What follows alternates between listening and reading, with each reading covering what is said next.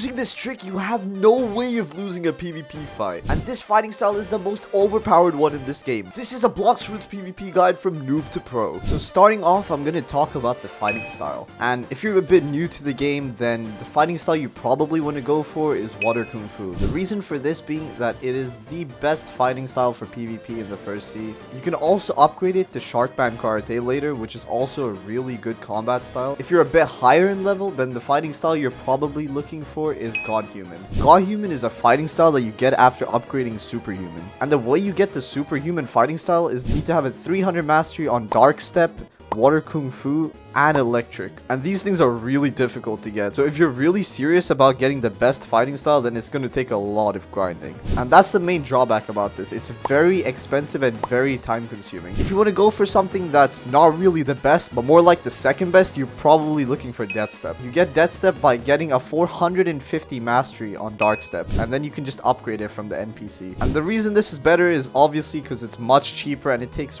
way less time to do, especially if you have double mastery.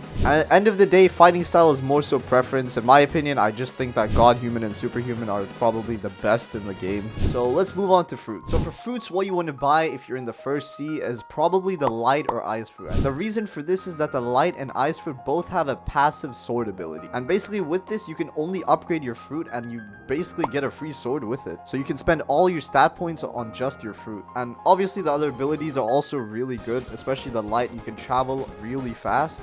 And with the ice, it just has some really good like stun abilities and can even freeze your opponent. But once you get a bit more advanced into the game, the fruits that you probably want to look for are the dough or leopard fruit. And this discussion is really controversial, but in my opinion, the dough fruit is so much better than the leopard fruit. The leopard fruit is a beast fruit and it has some really cool abilities, but when the dough fruit is awakened, man, it just looks so much cooler and the sound effects for the abilities are a lot better.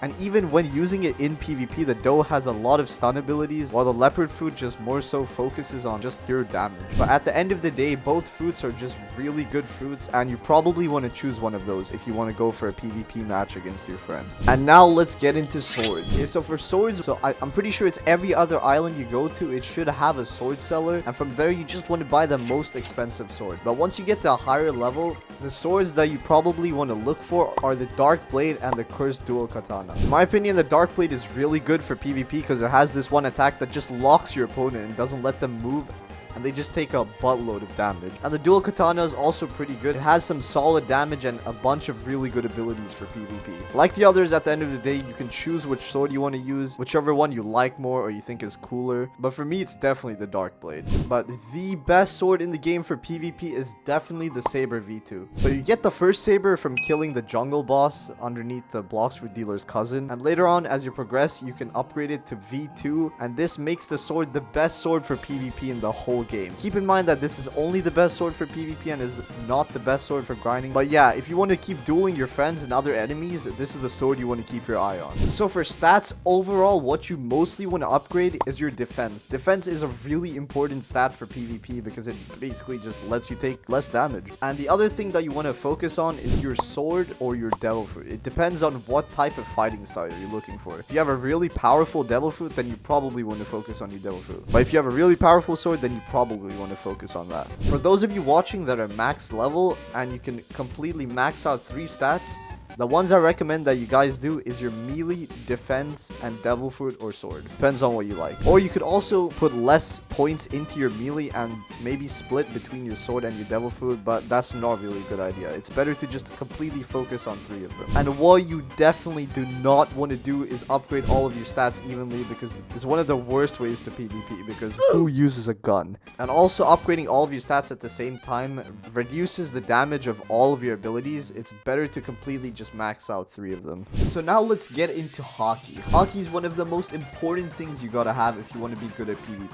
It lets you do things like hit people with elemental devil fruits, and observation hockey lets you dodge attacks. So the first thing you want to do is buy every single ability from the ability teacher in the cave on the ice island, and the reason for this is every single one of these abilities gives you a really good advantage in PvP fights. Flash Zip lets you teleport towards or away from enemies, or literally lets you hit people if they have an elemental devil fruit, and sky jump just gives you really good movement for PvP fights. Another important thing is cosmetics, and cosmetics are things you can get from killing various bosses scattered all over the map. But the best cosmetic to have in the game is a dark cloak. The dark coat is a mythical accessory, and it only has a 2% chance of dropping after you defeat the Darkbeard boss.